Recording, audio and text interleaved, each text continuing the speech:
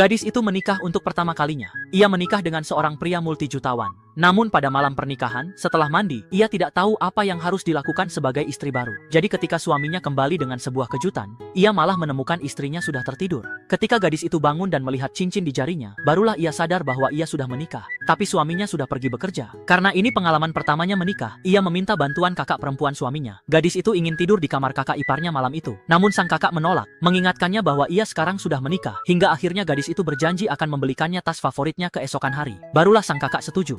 Mereka pun mendekati si pria, dan sang kakak mengatakan bahwa gadis itu akan tidur dengannya malam itu. Pria itu menatap istri mungilnya dan tidak keberatan. Gadis itu kemudian membawa kakak iparnya dengan senang hati untuk tidur bersama. Namun pada malam berikutnya, gadis itu mengintip kamar dengan gugup. Ketika melihat suaminya keluar, ia cepat bersembunyi. Berusaha bersikap biasa, ia bertanya apakah boleh tidur di kamar kedua. Sang suami bertanya alasannya, dan ia menjelaskan bahwa ia belum terbiasa tidur dengan orang lain. Melihat suaminya sedikit kesal, ia merajuk dan berkata bahwa ia akan membiasakan diri perlahan. Akhirnya pria itu menyetujui. Namun sejak hari itu, gadis itu selalu berkata bahwa ia harus bekerja lembur, dan akan tinggal di apartemen kecil yang ia beli sebelum menikah.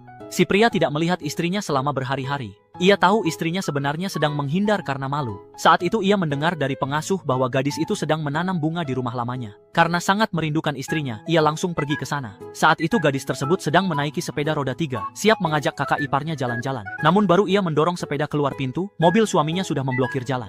Pria itu meminta istrinya pulang bersamanya. Gadis itu pura-pura tenang dan duduk di kursi depan mobil. Sesampainya di rumah, pria itu bertanya, kenapa ia tidak pulang selama berhari-hari. Gadis itu beralasan bahwa ia sangat sibuk bekerja, tanpa sadar bahwa suaminya adalah presiden perusahaannya sendiri. Jadi pria itu tahu, ia sedang berbohong. Menurut kamu, suaminya harus gimana biar istrinya nggak malu lagi? Yuk diskusi, tulis pendapatmu di komentar ya.